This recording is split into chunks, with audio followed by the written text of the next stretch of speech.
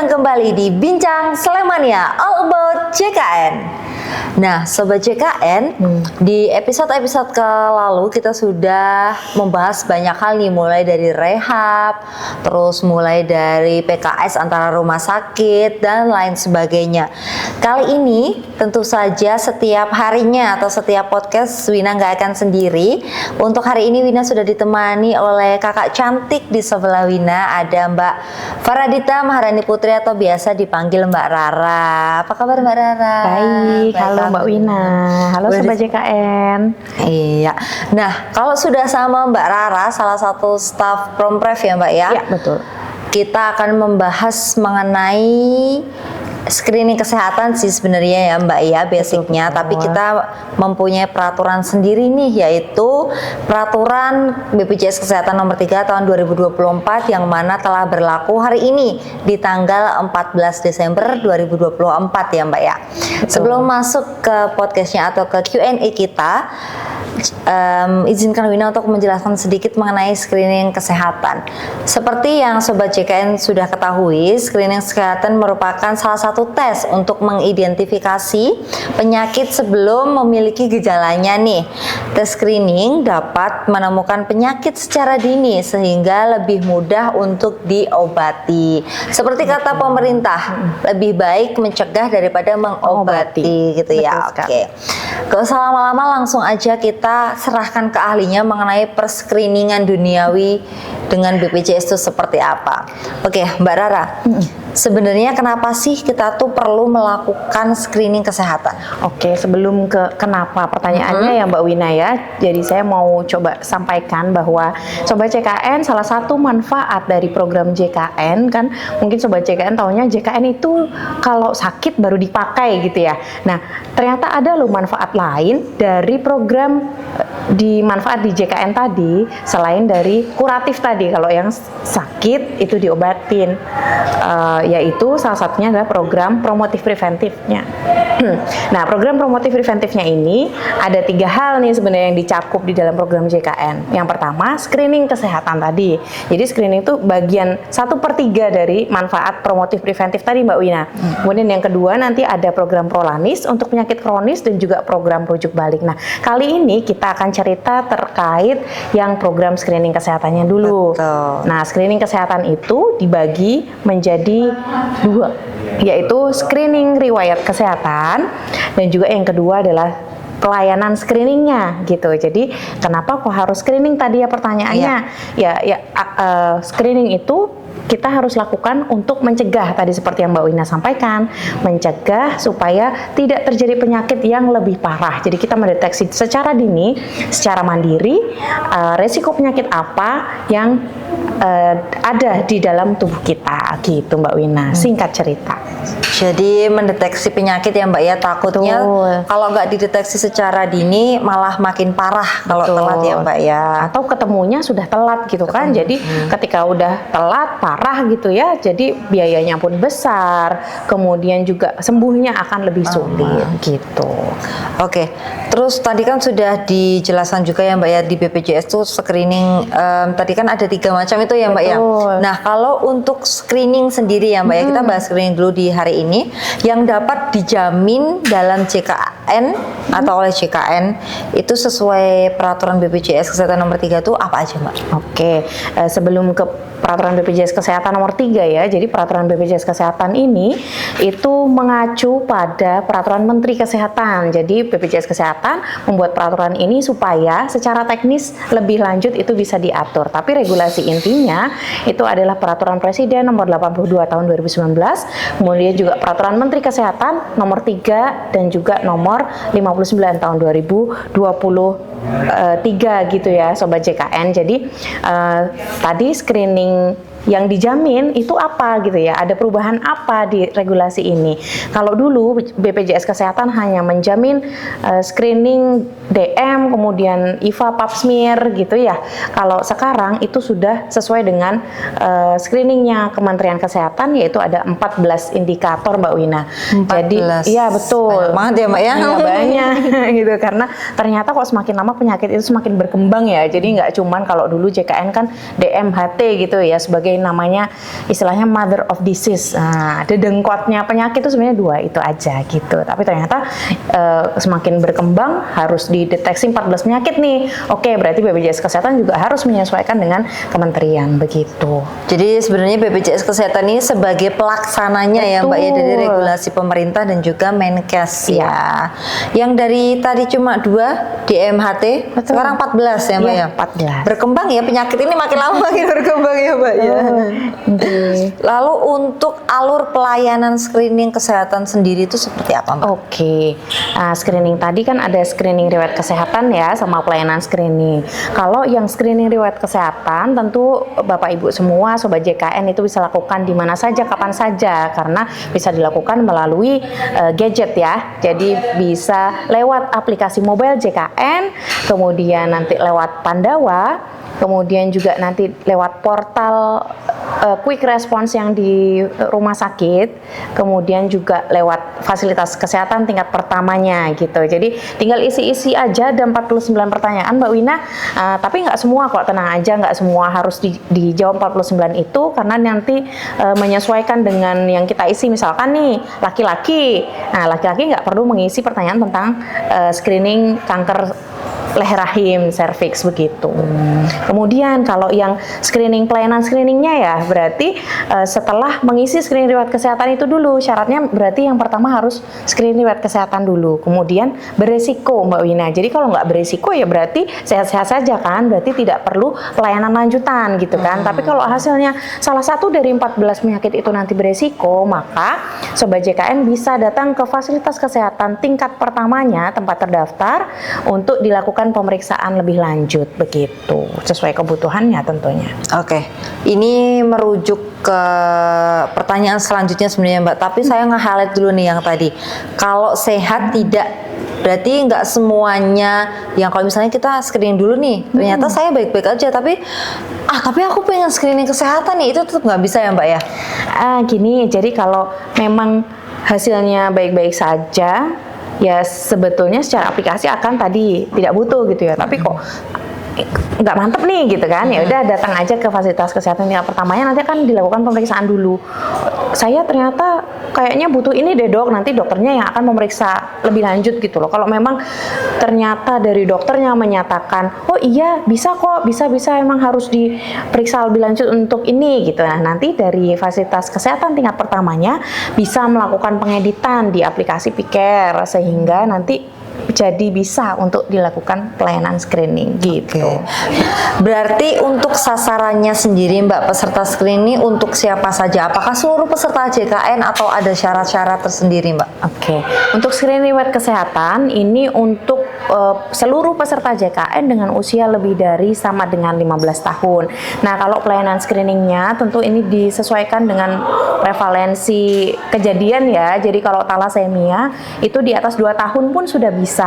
Kemudian kalau yang anemia remaja putri itu karena namanya remaja putri ya Bu ya. Jadi 12 sampai 18 tahun. Kemudian untuk yang kanker paru itu di atas 40 tahun. Kemudian kanker usus di atas 50 tahun. Selebihnya itu lebih dari sama dengan 15 tahun sudah bisa dilakukan pelayanan screening. Berarti di usia tertentu itu penyakit tertentu aja ya Mbak. Betul. Ya, berarti yang lainnya di 15 tahun sudah ya, bisa untuk melakukan screening kesehatan. Oke. Tadi sudah dijelaskan kalau pesertanya yang bagaimana siapa saja. Lalu untuk kapan sih peserta itu berhak mendapatkan layanan screening kesehatan? Itu waktunya kapan tuh Mbak? Ya sebetulnya hampir sama dengan tadi ya jawabannya, cuman mungkin batasannya ya maksudnya ya. Jadi apakah semua pelayanan screening ini bisa diakses setiap saat gitu kan pertanyaannya. Jadi untuk screening kesehatan ini, pelayanan screeningnya itu bisa diakses 1 kali 1 tahun Mbak Wina. Kecuali thalassemia itu screeningnya hanya 1 kali seumur hidup gitu. Jadi memang cukup 1 kali seumur hidup itu sudah selesai. Dan juga untuk screening yang hipotiroid kongenital itu kan pada bayi baru lahir ya. Jadi ya memang sekali saja pada saat lahir gitu. Oke.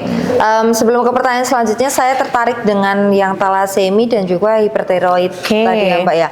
Berarti boleh dong, misalnya ibu baru melahirkan ataupun ibu yang mempunyai anak di usia 2 tahun ya, talasemia tadi ya, langsung minta screening ke dokter, berarti bolehkah atau seperti apa? Ya, kalau minta kok kesannya gimana gitu Iya. ya. Jadi karena kalau di slogannya JKN itu atas permintaan sendiri tidak dijamin. Nah, hati-hati ya Sobat JKN dan Bapak Ibu sekalian. Jadi kalau screening ini sebetulnya Bapak Ibu itu adalah atas resiko atau indikasi medis ya.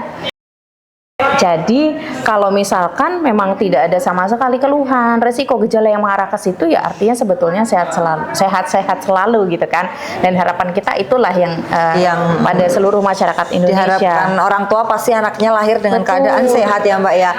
Ya, namun kalau yang tadi ternyata ada resiko tuh termasuk misalkan keluarganya atau orang tuanya langsung ada riwayat gitu, sehingga memang perlu di screening karena itu termasuk indikasi gitu. Jadi yang menentukan indikasi atau resiko itu nanti di fasilitas kesehatan terdaftarnya atau pada saat self assessment pada saat mengisi screening kesehatan tadi 14 indikator tadi. Berarti tetap atas anjuran dokter ya Mbak Betul, ya. atau tadi menilai resiko tadi pada saat mengisi screening riwayat kesehatan. Jadi makanya pada saat mengisi screening riwayat kesehatan, monggo Bapak Ibu bisa jujur ya, nggak usah ditutup-tutupin, nggak usah malu karena memang harus sesegera mungkin untuk ditemukan hal itu gitu.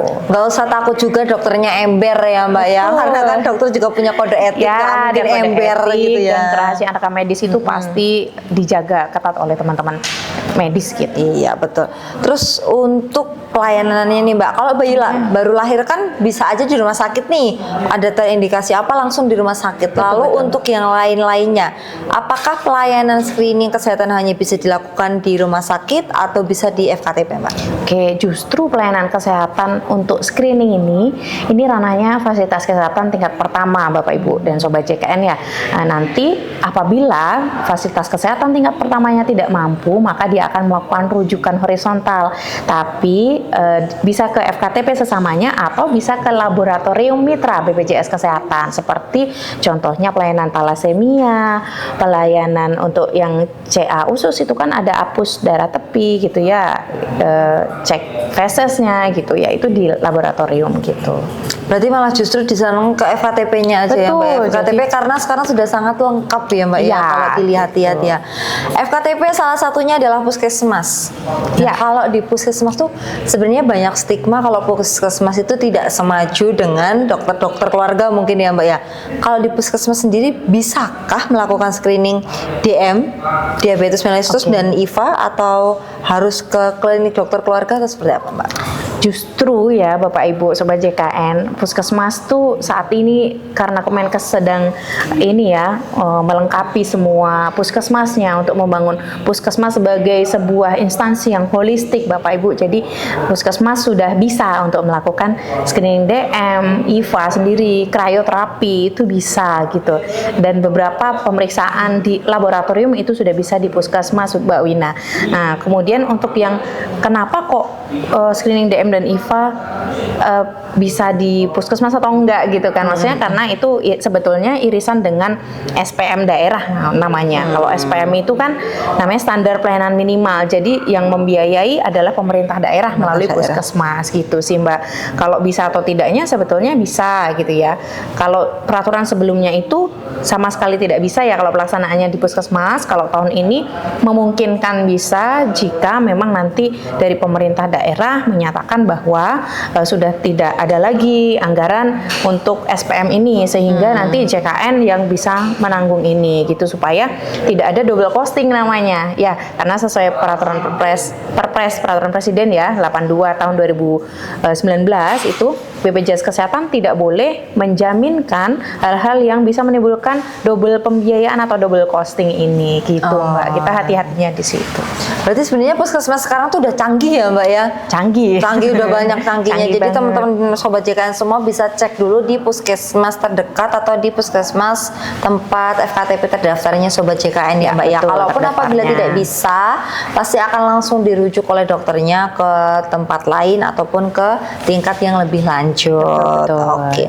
Kalau penyediaan sarana prasarana sendiri Mbak untuk screening kesehatan itu yang dimasuk ke dalam program itu seperti apa? Penyediaan sarana prasarananya? Sarana prasarananya untuk apa dulu nih, untuk pemeriksaannya? Iya, atau untuk gimana? pemeriksaan. Ya berarti di vaskesnya tadi, karena beberapa memang ada yang bisa ditagihkan terpisah kepada BPJS Kesehatan, dan ada juga yang masuk ke komponen ya kapitasi yang sudah reguler kita bayarkan ke fasilitas kesehatan tingkat pertama gitu. Jadi kalau memang ada fasilitasnya di tingkat pertama, yang masuk kapitasi ya kapitasi, yang masuk non kapitasi nanti akan ditagihkan secara terpisah kepada BPJS Kesehatan. Misalnya yang di lab tadi pemeriksaan darah lengkap, hapus darah tepi, darah samar feses, itu nanti ditagihkan secara terpisah, termasuk ke persalinan itu yang untuk pengambilan sampel ya, pengambilan sampel screening hipotiroid kongenital itu sudah termasuk dalam paket persalinan di fasilitas kesehatan tingkat pertama gitu. Oke, berarti Sobat JK ini nggak usah khawatir ya Mbak ya terkait dengan sarana prasarana, karena kan masih banyak stigma yang kalau aku pasien BPJS nih pasti sarana prasarananya nggak lengkap gitu ya Mbak ya. Iya. Nah ngomong-ngomong nih Mbak Wina, tadi kayaknya saya belum sebutkan 14 screening ini apa aja gitu kan. Koreksi ya, kalau tadi cuma DMHT itu program yang prolanisnya, tapi kalau yang screeningnya sebenarnya 6 ke 14 gitu, yang dulu tuh 6, sekarang 14. Nah 14 itu apa gitu ya, kalau kita ngomongin dari organnya supaya ingat ya, kalau saya ingatnya dari organnya gitu Sobat JKN. Jadi kalau dari organnya, yang dari darah itu ada screening talasemia, itu kelainan darah putih ya di dalam tubuh gitu kan, sama anemia itu kekurangan darah merah pada remaja putri. Kemudian untuk keganasan, kanker-kankeran ya, itu ada kanker payudara melalui sadanis, kemudian ada kanker paru, kemudian ada kanker leher rahim atau CA cervix, itu nanti melalui IVA atau pap smear, dan juga tindak lanjutnya krioterapi gitu kan. Kemudian ada kanker usus gitu. Kemudian yang di organ paru itu tadi selain kanker paru ya, itu ada PPOK. Dengan PPOK itu penyakit paru obstruktif kronis gitu ya. Jadi batuk yang berkepanjangan tidak sembuh-sembuh gitu kan. Nah, itu PPOK, dan biasanya karena merokok gitu ya. Kemudian selanjutnya untuk yang apalagi tadi ya? Oh, yang jantung ya, perjantungan itu hipertensi, kemudian ada stroke, kemudian ada ischemic heart disease atau gagal jantung iskemik ya, gitu. Kemudian apalagi ya? Thalassemia tadi udah ya, screening hipotiroid kongenital. Kemudian apalagi Kak yang belum ya? Kayaknya udah aku sebutin semua ya, karena maksudnya tadi kayak apa? Screening leher rahim kan ada 2 ya, jadi ada IVA pap smear gitu. Jadi hampir semua organ yang vital itu di screening gitu Mbak Wina. Sudah. Berarti ini juga imbauan ya Mbak ya, mungkin ya untuk yang merokok hati-hati, karena tadi dari semuanya 14 yang disebutkan tadi kayaknya kebanyakan ada yang efek karena ngerokok ya Mbak. Betul, itu ada di kanker paru, kemudian PPOK ya, tuberkulosis. Nah, ini kemudian hepatitis ya, ada hepatitis juga Mbak Wina, hepatitis B dan C itu kalau itu jajan sembarangan. Jajan dalam jajan beneran, makanan juga. Betul.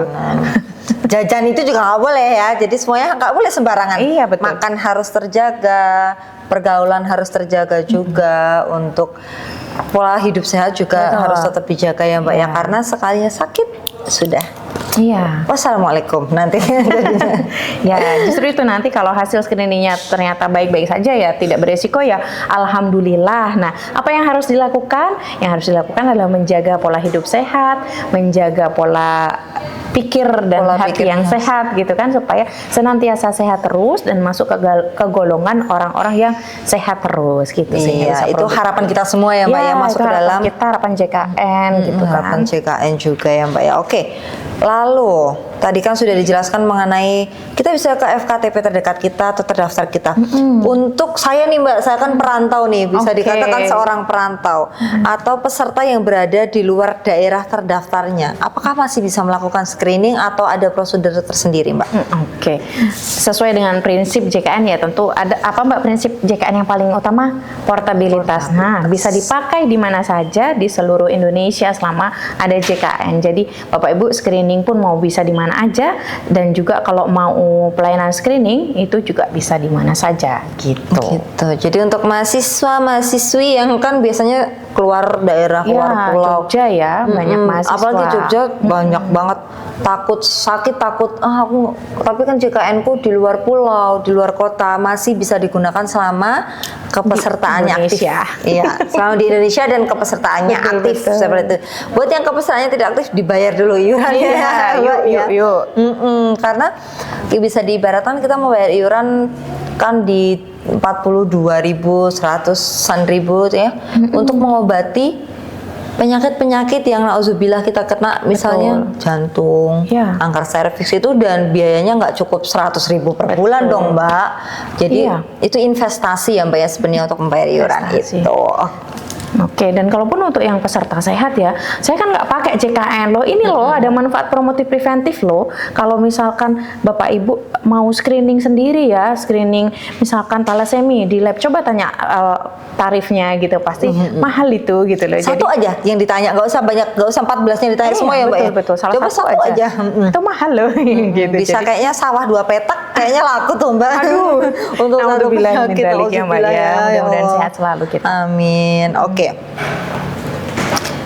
Tadi kan di FKTP untuk periksa atau screeningnya ya Mbak ya. Sebenarnya di FKTP sendiri banyak yang kayak, kalau rumah sakit kan lengkap ya. Banyak yang berpendapat bahwa FKTP itu hanya ada dokter dan alat seadanya. Oh. Itu masih banyak kayak yang ada di pikiran masyarakat mungkin ya.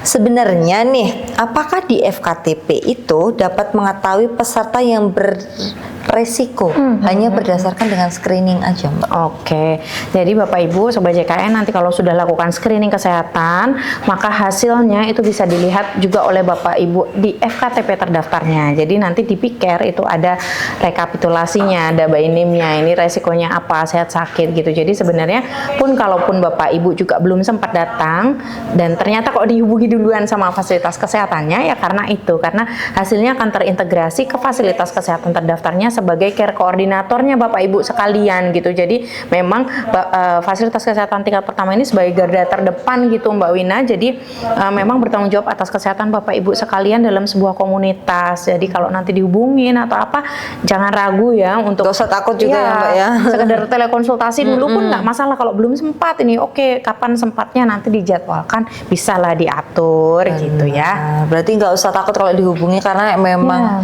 dasarnya kita sayang untuk wah ini kayaknya ada terdeteksi nih, Betul, kita betul. obati sedari dini. Oke, Iya. kayaknya kita udah lama banget berbincang-bincang nih Mbak Rara, nggak Iya. kerasa ya karena regulasinya banyak sekali. Untuk dari kata penutup dari Mbak Rara deh, pesan-pesan untuk Sobat JKN yang mau melakukan screening atau telah melakukan screening seperti apa? Oke, Bapak Ibu Sobat JKN, screening kesehatan ini perlu, dan kalau kita bilang sih wajib ya. Untuk apa? Untuk mengetahui status kita mau jadi sehat terus, apakah masuk ke golongan yang beresiko ataupun sudah sakit gitu. Jadi jangan ragu, sedini mungkin ayo kita screening riwayat kesehatan dulu deh mulainya ya. Dan regulasi ini berlaku 14 Desember 2024. Jadi nanti pertanyaannya akan sudah berubah di tanggal tersebut, dan juga nanti bisa diulang 1 tahun sekali gitu. Jangan lupa ya, lakukan screening kesehatan untuk Anda dan juga ajak seluruh keluarga serta masyarakat sekitar untuk JKN, untuk Indonesia yang lebih sehat gitu, Mbak. Masya Allah, karena harapan kita adalah Indonesia sehat ya Mbak ya, semuanya Betul. sehat, semuanya bisa beraktivitas normal. Seperti oke, terima kasih Mbak Rara atas ilmunya kasih yang kembali. sangat-sangat bermanfaat pada sore hari ini. Semoga Sobat JKN semuanya nggak ragu lagi untuk screening kesehatan dan nggak takut Iya. untuk screening kesehatan. Untuk Oke. itu Sobat JKN, aku Winanti Latifisna ini bersama Paradita Marini Putri. mohon pamit undur diri. Wassalamualaikum warahmatullahi wabarakatuh. Waalaikumsalam warahmatullahi wabarakatuh.